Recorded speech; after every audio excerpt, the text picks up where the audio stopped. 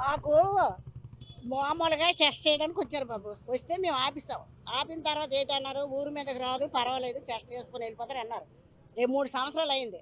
తర్వాత ఇప్పుడు ఏమొచ్చి మేము ఏకం ఐవో కలుపుతాము బ్రిడ్జి వేస్తామని చెప్పారు. మేము ఆపాము. 2 ఆప్షన్లు ఇచ్చాం. భూములు పోతాయట వాళ్ళు వద్దనిసారు.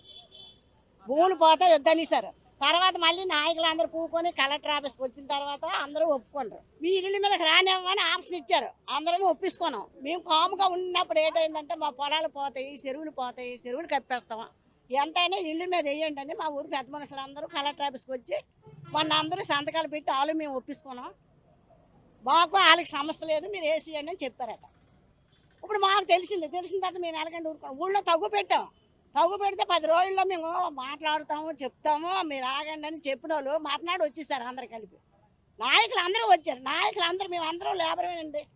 ఒక్కరికి ఏట్లేదు. నాకు 3 పోతున్నాయి, మడిపోతుంది, కళ్ళం జాగపోతుంది. ఇల్లు 30 లక్షలు అయిందండి. మొన్న దిగాను, 1 తారీఖున దిగాను.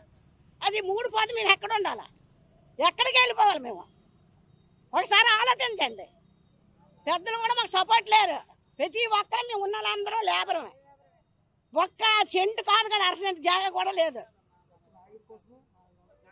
నాయకులే చేస్తాను, ఎవరు లేదు, నాయకులే చేస్తారు. మా ఊరు నాయకులే. వైసీపీకి సంబంధించిన టీడీపీకి సంబంధించిన టీడీపీనండి. ఇద్దరు ఒకటి అయిపోయారు. చుట్టాలు ఉన్నారండి. చుట్టాలు బంధాలు కలుపుకొని వాళ్ళు వీళ్ళు ఒకటి అయిపోయారు. మేము పక్కా తెలుగుదేశం అండి. మమ్మల్ని కూడా లెక్క చేయలేదు వాళ్ళు. ఓట్లు వచ్చిన వరకు ఇచ్చేసారండి. ఇప్పుడు వాళ్ళు వీళ్ళు ఒకటి అయిపోయారండి. ఆ మొత్తం వాళ్ళు ఇల్లు తీసియండి.